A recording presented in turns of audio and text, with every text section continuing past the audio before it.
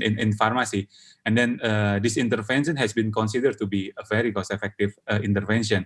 And all these countries now are considering to expand the access for COVID-19 vaccines to be delivered in pharmacy, by pharmacies. But in Indonesia, by the regulation, we are not allowed.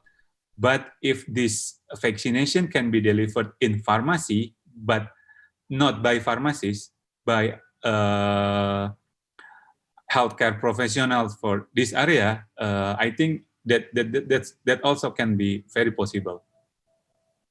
Can I add something, Bu Ayu? Silakan, Bapak.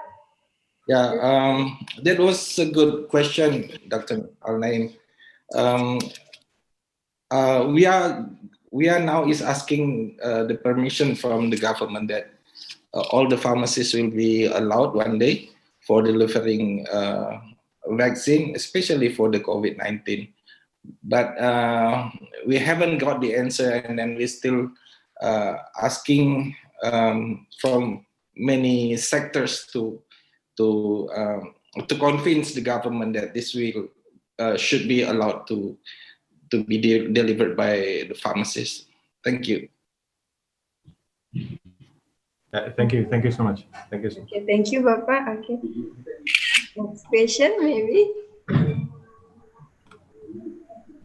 Okay. Now question from the speakers, to other speakers. Okay, we continue to the question from our participant. This question for Dr. Aulia from Nuralita Ardiansyah, Tangerang Selatan. Okay, the question is, how long is the effectiveness of dengue vaccine? I've had dengue fever with different symptoms. First, I got the first dengue fever in 2006 in Tangsel, Indonesia, and the second in 2015 in KL, Malaysia. Do I need to get the dengue vaccine? Ya, terima kasih Ibu Nuralita. Jadi yang ingin saya sampaikan pertama adalah bahwa si dengue vaksin ini direkomendasikan untuk kelompok umur 9 sampai 45 tahun. Jadi kalau misalnya Ibu ada di kelompok umur itu, ya berarti masih masuk kategori yang direkomendasikan. Kemudian mengikuti perkembangan WHO bahwa sekarang itu merekomendasikan untuk dilakukan pre-vaccination screening. Tujuannya adalah nanti setelah dilakukan screening, apakah seropositif atau seronegatif. Nah, si vaksin ini direkomendasikan untuk diberikan yang seropositif. Salah satu latar belakangnya ini mengacu pada kejadian yang di Filipina, karena ternyata pada kelompok yang seronegatif, itu potensi terjadinya serious adverse event itu sangat besar. Nah, kemudian kalau misalnya itu terkait vaksinasi. Nah, ini terkait dengan primary, secondary, or secondary infection. Memang pada DBD ini prevalensinya sebetulnya jauh lebih besar secondary infection, dan efektivitas untuk vaksin si DBD ini menurunkan primary atau secondary itu lebih besar yang pada secondary. Mungkin itu, Bu. Kalau terkait proteksinya, terkait proteksi ini tergantung serotype-nya, karena untuk proteksi ini dia kalau untuk serotype yang sama yang sebelumnya pernah terkena itu proteksinya bisa long term, bisa sampai 30 tahun. Tapi untuk cross protection, serotype yang berbeda, ini proteksinya hanya sekitar 2 tahun saja. Terima kasih. Okay, thank you, Dr. Aulia. Next question is for Dr. Arfianti from Citra Denpasar. Okay, the question is, there has been someone who was confirmed positive for COVID-19, then isolated, and to be declared free of COVID-19 after isolation for a specified time. swab was done 2 times in a certain period of time. The first swab was declared negative, but from the second swab result was positive again. Even though the person concerned is still doing isolation before it really gets negative. Please explain. Ya, memang tadi seperti yang dijelaskan ya, bahwa yang dideteksi oleh PCR itu adalah RNA. Jadi memang kita tidak bisa membedakan apakah itu live virus atau hanya materi genetiknya aja, ya. Jadi RNA-nya aja. Nah, dan dari beberapa penelitian, ya baik itu di Singapura maupun di UK, ya itu mereka memang sudah menunjukkan bahwa biasanya kalau CT-nya itu sudah di atas 30, ya kalau di Singapura mereka menggunakan cut off-nya kalau nggak salah 34, itu biasanya kalau virus itu diambil, jadi swab-nya diambil kemudian ditumbuhkan di sel, ya di sel di luar tubuh ya, maksudnya di dalam laboratorium, itu biasanya dia tidak akan mampu untuk membelah. Nah dari situ disimpulkan bahwa sebenarnya dia tidak dapat menginfeksi orang lain lagi, gitu ya.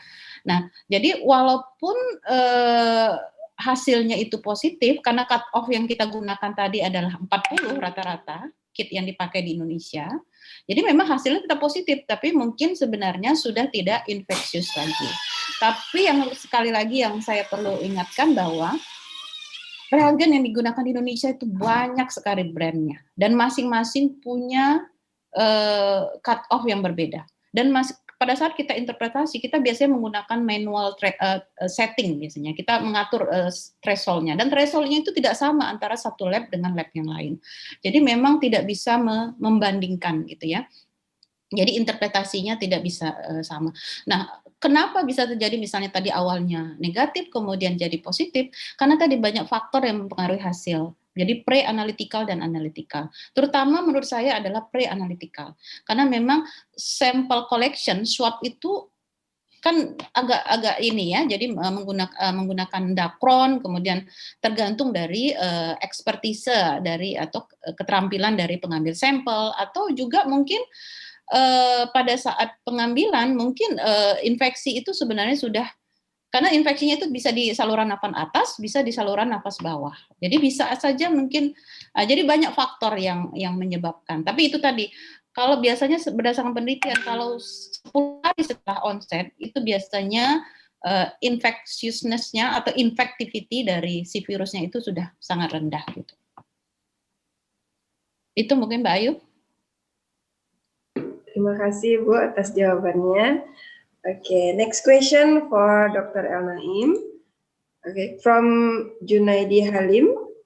Okay, keto diet as one of alternative ancient diet was proven to be lower inflammation marker and recommended for diabetic type 2 patient. I have also heard that this diet is being researched for supplementary diet in COVID-19 patient. What is your view on this keto diet, doctor? Okay, actually, yes,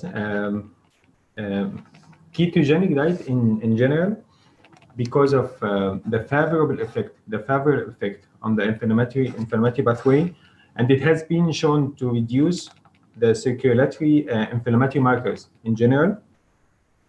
And it has been shown to be beneficial in patients with severe presentation that they already have the CSS, the cytokine storm syndrome.